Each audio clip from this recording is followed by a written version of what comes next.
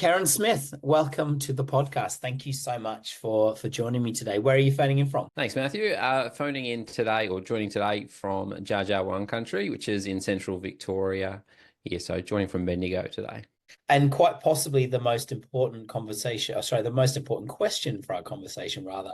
What's your coffee order? This is a big one. Changes from time to time. At the moment, it is a soy latte. Trying to be a little more health conscious. And what's the coffee culture like in beautiful Bendigo? Well, not too bad. Coffee and food quite good here. Part of the reason why I love the town, but still can't beat the coffee when I head down to Melbourne. Were you born in Bendigo, or were you born in the Big Smoke in Melbourne? Where do you kind of originate from?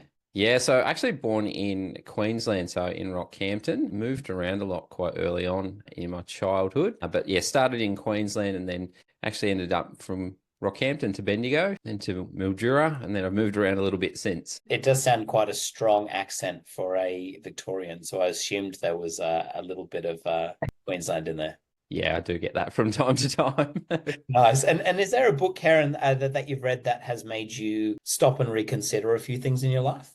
Yeah, I think that this is such a great question. A book that I read quite early on in my teaching career was a book by Paul Dix called When the Adults Change, Everything Changes. And it was probably, for me, the first time when I took a moment to stop and realize we actually need to we've spent all this time as teachers investing in our students and trying to get things right there. And then it made me realize as a leader, we really need to spend a lot of time investing in our adults and getting things right in that space. And that's a brilliant book around addressing systemic behavior issues in schools. I love that. Highly recommend. Just filled with some practical strategies and tools, which I think a lot of your listeners would really enjoy. Yeah, this podcast is becoming quite expensive because every time I interview someone, I end up buying something on Amazon. But that will definitely be added to my shopping cart. I read a book called 4,000 Weeks. I don't know if you've had the privilege of reading that by Oliver Burkeman, and also the immense privilege of interviewing him about a month ago. Mm-hmm. And that book has changed my life. Are you familiar with that book at all? Only from listening to your podcast, actually. Yeah. It's incredible. And so it's and I won't bore you too much. It's worth getting, absolutely worth getting. Oliver, if you're listening, thanks for your book. It talks about 4,000 weeks and how we live to be 80. We have 4,000 weeks on Earth, which seems absurdly short. I'm about to approach 2,000 weeks on Earth. And so for me, it was quite a reflective book to read, but it sounds quite terrifying, but actually it's a beautifully written book about the importance of just savoring the moments and hugging your loved ones a little bit tighter and realizing that unfortunately everything comes to an end. So I would highly recommend that. Kerrin, if you could have a dinner party with anybody, your family aren't included in the head count, but who would you love to sit down with and share that meal? Yeah, look, I think for me, it would just be probably my closest group of friends. Growing up in a regional area, I think people either tend to stick around in the regional town or spread their wings and head to more urbanised areas. And that was definitely the case for me and my friendship group. So it's quite a simple and maybe not very exciting answer, but I do love the opportunity that I get with my mates when I get to catch up with all of us coming together. Unfortunately, it only happens maybe once every couple of years, but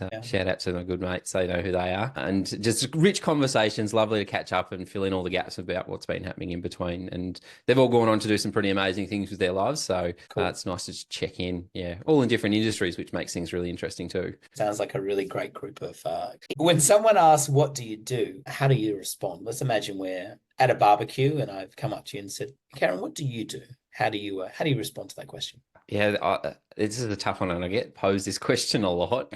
You know, when you say that you're working in positive psychology around and leadership consulting and coaching, and people go, oh, what's that? So I think the easiest way for me to explain it is I try and help people identify their strengths and their hidden talents, and then find ways to help them bring it to life in their day-to-day work, but also their own personal lives as well. And is that specifically in the education space, or do you operate more broadly than that? Yeah, operate more broadly than that. A lot of my work still tends to be in the education space, supporting school leaders. But more recently, I've had a lot of clients that I've been working with from different industries, which has been great for my own personal development as well, hearing more stories and experiences from other people. But yeah, still a lot of work in the education space. Fantastic. And for those that are not familiar with your work, give us a little bit of a snapshot of how you came to be working in this space. What's your career been in education? What are some of those kind of key moments for you? Yeah, so I started off, I did most of my growing up in Mildura in regional Victoria, and I went through all of my schooling there, and I completed my uni degree there. So I did a Bachelor of Education and started teaching there. And then very quickly started to go, oh, I wonder, I'm wondering about more opportunities and learning from more people, because one of the things that I loved at uni was on placement, going in and seeing how different people operated. And I get very curious in this space. I'm, very curious to learn from other people. I'm a bit of an observer first, and then I like to jump into action. So I was pretty quick to go, all right, where's the next opportunity? And I remember actually sitting in one of my last university classes, and I had an amazing lecturer there, and she said to me, oh, I've got a job in a secondary school. I know you're primary trained, but I've got a job in a secondary school. I think you should apply for it. Anyway, so I completed my bachelor degree and moved down to Echuca, to a lovely school in Echuca, and went from being primary trained, jumping straight into secondary. My first class was actually, and I remember just being 2 weeks ahead of them for a long time, and getting my head around all the content and curriculum was a big challenge. But pretty quickly moved into leadership roles in schools, and I became first quite interested around student wellbeing and how do we support that. I did a lot of work in social justice as well, and I became quite curious with what makes students tick, what motivates them. And then I come to realize after working in leadership for a few years that I've become a lot more curious in understanding that the big driver for this was how adults portrayed themselves and worked with the students. So I started to turn my attention from understanding students to understanding teachers and other leaders, what we can learn from each other and how we can build skills and capacity.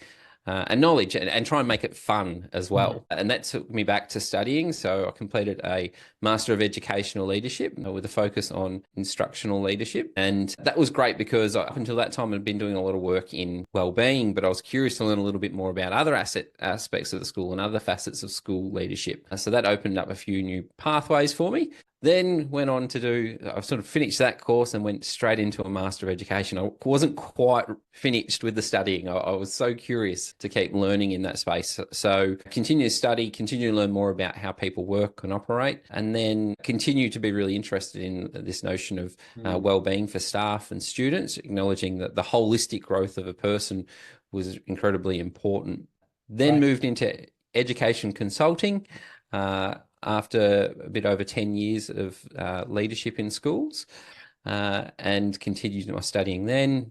I've become very, very curious about all of the things that drive us, all the things that create that holistic growth. So I did a course in positive psychology coaching through the Institute of Positive Psychology Coaching, which was really insightful to learn a lot more about how we build the specific skills and capacity, particularly of leaders, whether it be in schools or other organisations. And then that also coincided with my study of a Masters of Applied Positive Psychology. I have to acknowledge that there's been some amazing leaders that I've worked with along the way. I've always been a big believer in walking into every room going, I'm not the smartest person here. What can I learn from the people that I'm in this space with? And I think that's served me really, really well, because I've been very fortunate to work with some amazing people that have definitely influenced that career trajectory. Fantastic. Have you heard of Dr. Tim Sharp? I have, yes. Yeah, so I was talking to him yesterday for an episode that's just coming out, and he just released a book, which I have here, called Lost and Found. And his work is exceptional. I mean, he talks about obviously the importance of, he's known as Dr. Happy. He talks about the importance of positive psychology, but he also shared the book shares some of those challenges that he's been through. And are you always a positive person, or are there times in your life that you go, all right, this is a bit tricky? Yeah, no, definitely not always a positive person. I think I definitely am prone to self-doubt at times, particularly when I'm embarking on new challenges. I often find that, the typical imposter syndrome sort of starts to kick in. And, I've thankfully come to identify a few different strategies that help support me in that space, but definitely not by any means all happy and positive. There are definitely challenges, and I think of it as sort of like wading through the mud. And it's important to have great strategies in place, which is the work that I do now, helping other people identify what are the strategies that I need to wade through the mud. What are the support systems and structures I've got around me that I can lean on in those times. And I love that there's an authenticity there as well. I mean, you're not just there telling people to be happy all the time. And I think that's probably one of the biggest misconceptions about positive psychology is it's very one-sided, but I love that you get to embrace both sides and also lead people through with that authenticity. You mentioned some of those kind of practical strategies. What are some of the things that you do, or what are the frameworks that you have in place to make sure that you are sort of following those principles? Yeah, so for me personally, in my own life, I've got a few different, I guess, support systems or strategies that I like to lean on. One is fostering great relationships. There's that amazing study out of Harvard that talks about the importance of, high quality relationships and leaning on those. That's a big thing for me. For me, it's also taking time to step away from the busyness. I'd say I've got it feels like a fairly busy life. And for me, it's really important for me to take time to step away and be connected to country. Growing up in country Victoria, there's a real importance for me to feel quite connected to the land. And I have some amazing connections and people that I've worked with in this space that have helped me understand the importance of being connected to the land. So when I was working in schools, you can guarantee every school holiday, there was a hike booked to somewhere. To get out, be in nature. I'll often take a book out and do some journaling. It's just time to sort of clear the head and be connected. Yeah. I love that. And that's one of the things that Dr. Tim Sharp talks about is about, we were having this conversation yesterday about nature and about sort of embracing that awe and wonder. That's something what Oliver Burkeman talks about in his book, 4,000 Weeks, is that we have to position ourselves to experience that wonder and that awe. There's something really powerful, I think, in realizing your insignificance in the world, which is sort of like quite counterintuitive, but I think that's really, really, really important. So tell me about the elevated approach. What is it? What makes it different to other programs that people may engage in? Yeah, so the elevated approach is the business that I've created to support, essentially aim to support leaders, whether it be individuals or organizations and a group of leaders within an organization, to help them identify or utilize their strengths. So really here we're looking at the backbone of positive psychology, positive organizational behaviors and scholarship in this space, and using that and enhancing the practices that we embed into our work or our organizations. So the bulk of my work is really based around enhancing leadership capability and building psychological capital through, it's called PsyCap Hero model of coaching, where we're looking at building hope, efficacy, resilience, and optimism in leaders, so that essentially when times are tough, we can rely on those skills to carry us through, wade through the mud. Yeah.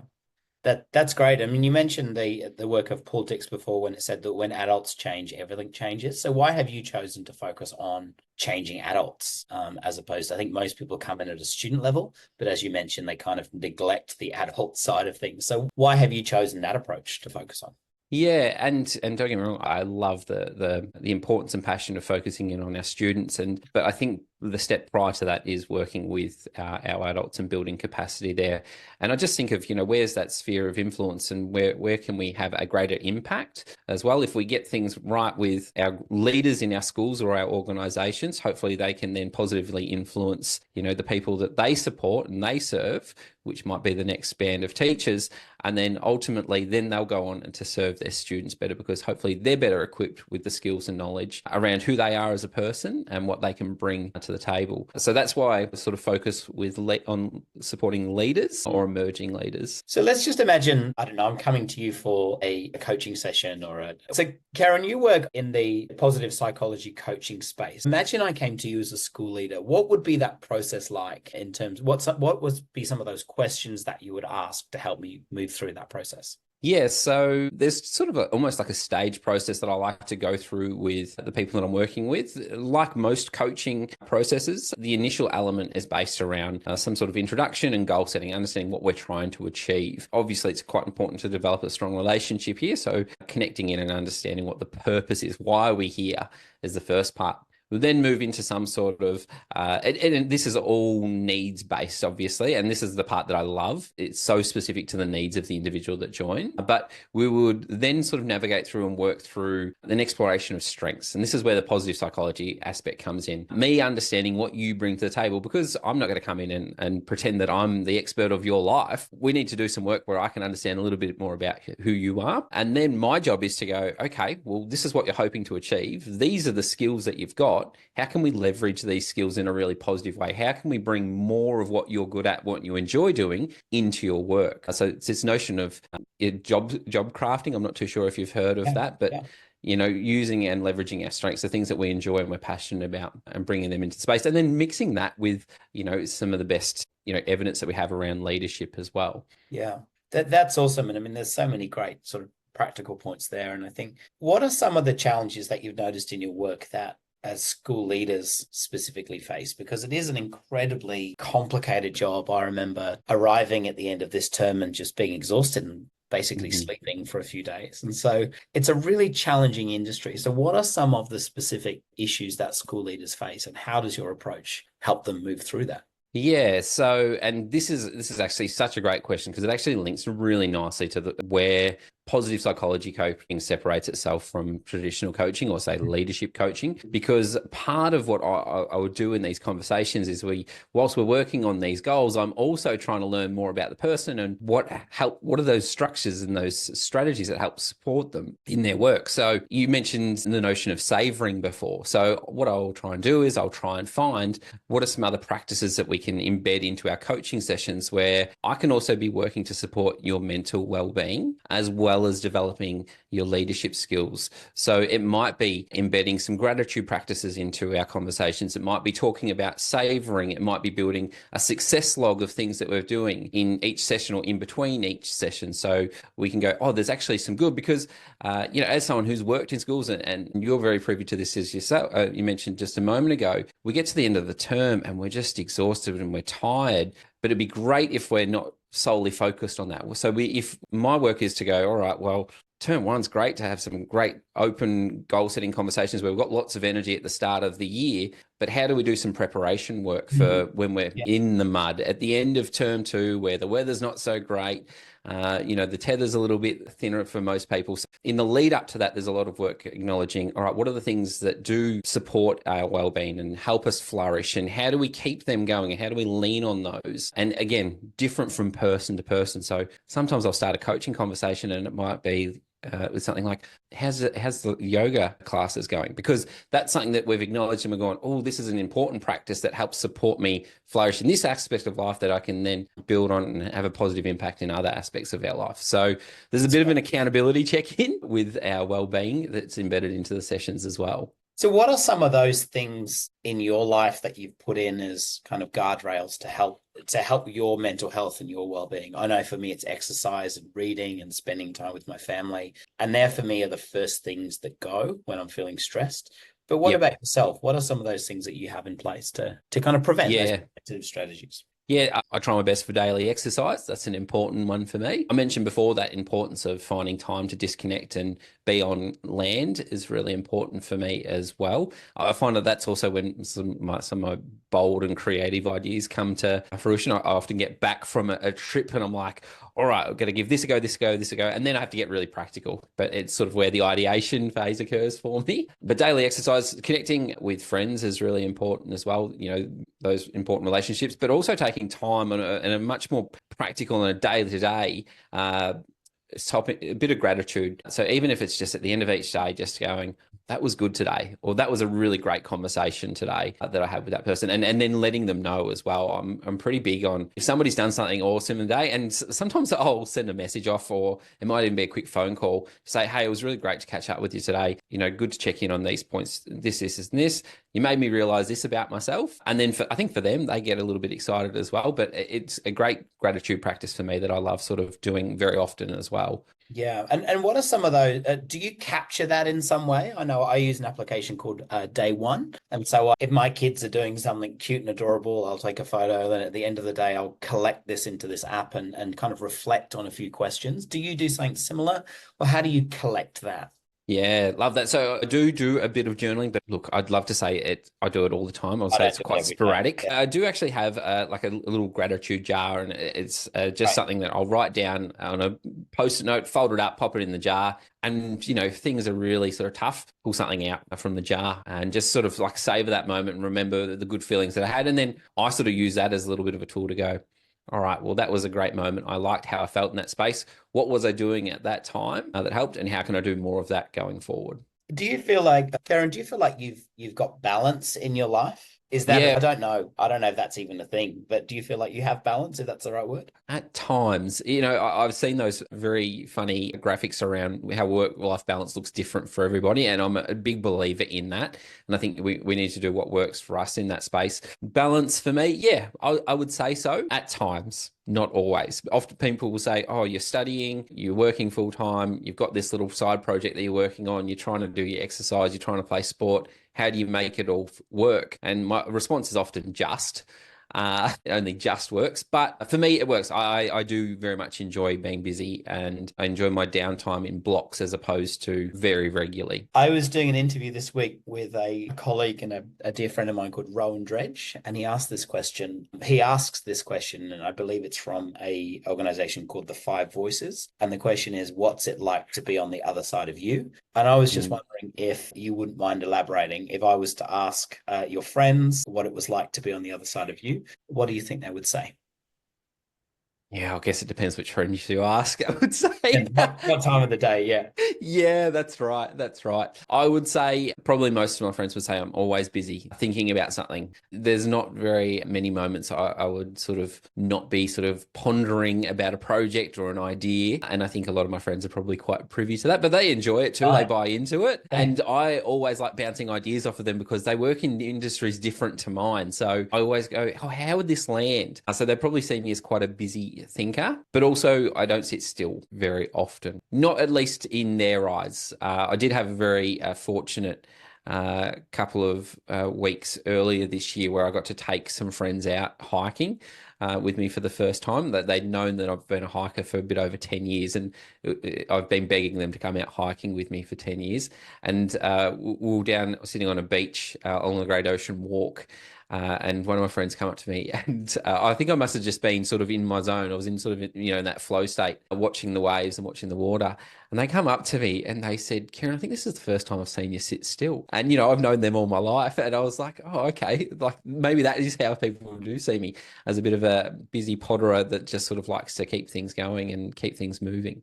So speaking of busyness, how on earth then do you find the time to launch a podcast? Because it seems like you got a lot of stuff going on. Tell me about the podcast that you're launching and why now? Yeah, so the podcast that I'm launching really exciting. It's called Flourishing Unfiltered.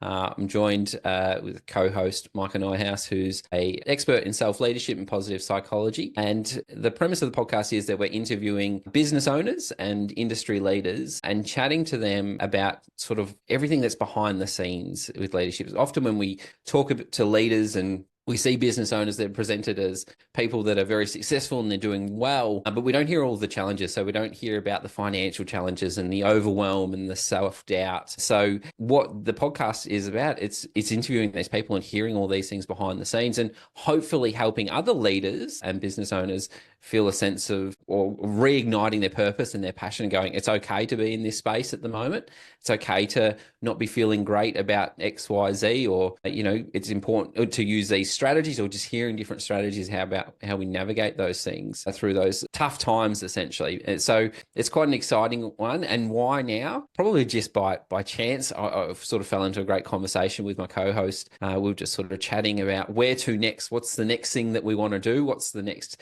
challenge that we want to embark on? And we sort of realized maybe, and you would know this too from having your own podcast, there's a bit of work that happens behind the scenes. And for us, splitting the load into two, it was quite exciting. So it made it just a bit more plausible for us being able to sort of divide and conquer a little bit. And thankfully, as working with someone else who's an expert in positive psychology, they understand the importance of leaning into our strengths. We very quickly identified that our strengths lie in kind of different areas and what we're passionate about. So whilst I'm, designing and working on artwork and editing, my co-host is an amazing copywriter, so does a lot of that work in that space. So saves us a little bit of time. So maybe that's been able to, Fantastic. And I can't wait to hear it, Kerrin. And I think for me, on a personal note, doing a podcast has been probably the best thing I've ever done professionally. Mhm. And it's not about getting my name out. It stopped being about me 16 seasons ago. And it's more about having conversations with people that are doing really interesting things. And my hope is that it's a way of actually drawing in people that are not specifically within education to help influence some of that direction. And it's great. I still can't believe that that we can have a relatively close intimate conversation, and thousands of people around the world can hear that. I think that's just incredible. And it's not hard. It's really not hard to start a podcast, and it's not hard to make a difference in that space. And the only advice that I would give, not that I'm in a position to give advice, is just start and just do it, and you will be surprised. You will get better. The amount of mistakes I have made, I've forgot to hit record, I've deleted audio files, I've released the unedited version of an episode many times by mistake. And I think you've just got to get started. And I heard this saying once, that if you weren't embarrassed by your first draft, then you'd waited too long. And I always think, if I go back into season 1, I listened to how I talked over guests and I forgot my trail of thought, and it's a bit embarrassing, but we made it through. Yeah, most definitely. And I must admit too, going back to some of your early episodes, I remember the conversations having with Parsi and Steve Dinham, amazing, rich conversations. And I think, you lent into the purpose piece. It's not necessarily for us, it's for the benefit of the listeners, and hopefully that they can, we're almost facilitating conversation and trying to steal the wisdom, draw out the wisdom. And that's very much the purpose, I feel, as though, of your podcast, and very much of the one that I've created as well. Thank you. No, that's great. I can't wait to hear it, and please let me know when it's available so I can help to distribute it. So I was wondering, Kerrin, are you naturally a planner? And are you someone who embraces uncertainty? Definitely a planner. I mentioned a moment ago around having some friends that first come out on a hiking trip with me. And the moment they said yes, they received a Google sheet from me with the packing we all need list. That friend that does that. Yes. I'm that person. That friend, but we all need that friend. Yeah. Yeah, I'm that person. I'm known for being a fairly organized person, and efficiency. A lot of my colleagues will say there's two things that Kerrin's really good at: data, as in data analysis, and efficiency. And I think what underpins that is probably my organization. So I'm very big on planning and having ducks in a row. And, I think of, social media and things like that, and needing to be quite present in those spaces now.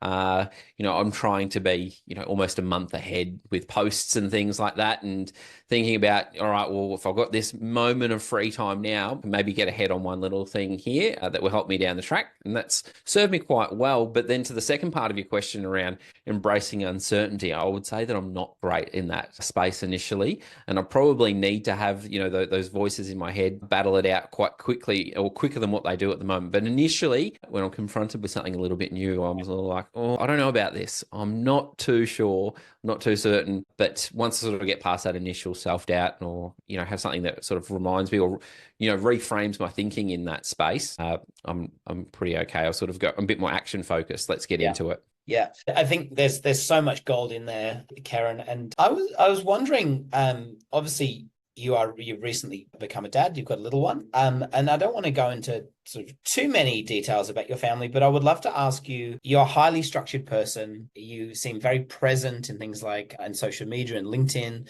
You love putting structures in place. I don't know about you, but having kids for me has basically put a spanner in the works of all my structure and productivity. So how do you make sure that you're present in a different way at home? Because I can't quantify those things with, in my case, a 4-year-old and a 6-year-old. So do you have any thoughts on that? And how can we kind of begin to find that balance between those two worlds? Because it's really difficult. Oh, most definitely. And, I've only got one little one, and you mentioned two, and I'm not too sure how I would go with the two. At the moment, I'm just sort of finding gaps and making sure I do take time to be very present as well. If I've got 5 minutes between a meeting, I'm sitting down with a little one and just having a bit of like time to connect, but also going, all right, well, where's an important time for me to switch off? Where's something I can pick up later? I definitely don't want to encourage people to be working around the clock, but I would encourage people to find that work-life balance that works for you. So I know for me, I try and be quite productive during the day, or as best I can during the day, find gaps to be with the little one where I can, But once I sort of hit, the end of or the bigger part of my workday, I sort of block it out a little bit in the middle, then taking some time to be really present with a little one and finding time to connect. And it might be bath time, it might be just spending some time sitting down reading. And then if I do need to chip away and do anything extra, that sort of happens after the little one's gone to bed. I think that's great. I mean, another one of my favorite guests was Dr. Adam Fraser. He talks about this concept of the third space, and it has been transformative. And basically, he talks about the importance of having transitional spaces. It's a little bit difficult if you're working from home, but for me, quite often I stand in front of our door and say, okay, now I need to be a dad, or now I need to be a husband, or now I need to be a friend. And the workday stays at the door. And that's been really helpful to me. I might take 5 seconds and go, okay, I'm home now, and actually just deciding, how do I want to be present for those that matter? Yeah. And it's difficult because I'd imagine in your role, you spend so much time helping others take care of their well-being. But obviously, if you're not okay, then everyone else isn't okay. So I think that's really, really interesting. And I think that's couple of really good points that you raised there. Kerrin, you mentioned that you've had the privilege of working with some exceptional leaders. I was just wondering, as we consider this positive psychology space, how do you define leadership, and how has the role of the leader shifted? Or has it shifted? The defining of leadership is most definitely a tricky one. And I think we're continuing to see a bit of a shift in that space around what great leadership looks like. On my podcast, I had a great conversation with a school leader, Greg Lacey, I'm sure he won't mind me saying, who's recently retired. And to steal his wisdom here, because it really challenged me a bit, he spoke about the importance of authenticity in leadership and building your respect and integrity, but being your authentic self whilst doing that as well. And I think that is really important. And personally, I probably lean into the space of maybe a bit of a hybrid mix of instructional leadership and servant leadership. And often when I'm in coaching calls, people will say, I think I'm this type of leader, I'm this type of leader, I need to follow this type of style. And I would encourage people to find the hybridization of leadership styles that matches who you are, so you can continue to be authentic in that space. Because I think if you're not authentic in your leadership approach, people see that. So I think it's identifying who you are as a person, turning inward first, a bit of self-discovery first, to find out how I like to lead and the person that I am, what strengths I've got that I can leverage in that space. And then I think that an important part in leadership where sometimes the leaders fall short is we're not entirely aware of our blind spots, and finding the right people to support us to, either fill in the gaps in those blind spots or be an advocate in those spaces. And I don't know if I've sort of answered that. Sorry, that's a great response. I think that's really important. And on that, Kerrin, what are some of the areas of strength that you think you bring, and some of the areas that you need a little bit more support in as a leader? So areas that I'm probably doing okay in, I would say that I'm a pretty active listener. I do like to hear stories from other people and learn from others. And I think that's an important part, particularly if you're moving into a new leadership role or into a new workspace, to acknowledge the work that's been done. So, taking active, not walking in with that new sheriff in town sort of approach, really important. So I would say I'm quite an active listener and an observer. I'm also quite practical as well. I try and be creative, but I'm creative in bouts and tend to lean more towards all right, well, what's the next step? What's the next thing that we can do tomorrow, to this week, next week, thereafter? People often hear me say in workshops, beautiful quote by James Clear, Rome wasn't built in a day, but they're laying bricks every hour. And that's where I focus probably a lot of my energy. And that's where I'd say a lot of my work is focused, helping people identify what the bricks are, what's the next set of bricks that I need to be laying. I'd say that's probably my strongest area, the step by step. My areas for growth, and of which there would be so many, probably my biggest one would be just being able to be a bit more, or give permission to make a few more mistakes. It's funny because often in coaching conversations or in personal reflection, they've been my best times of learning when I've made mistakes. So just giving myself permission to make a few more mistakes. I'd say that I can be a bit of a perfectionist at times, but that's where all of the good work happens. You can read about something in a book or read about a paper. That's one thing. You then need time to apply it, and that's great as well. But the real learning tends to happen when we make mistakes, and probably need to give myself a bit more permission to make a few more mistakes and be okay with that.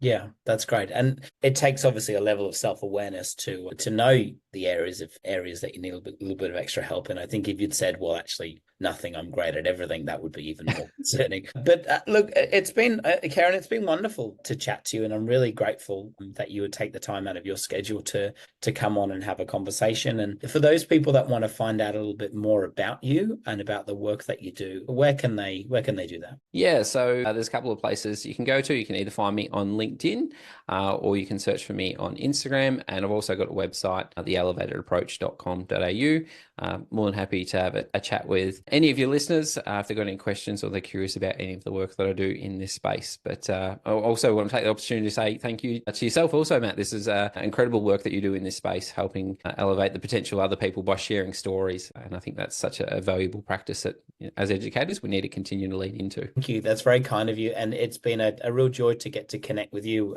Finally, sometimes it's a bit difficult coordinating schedules and babysitting and all that stuff, but it's been well worth the wait. So thank you so much. I really appreciate it. Thanks, Matthew.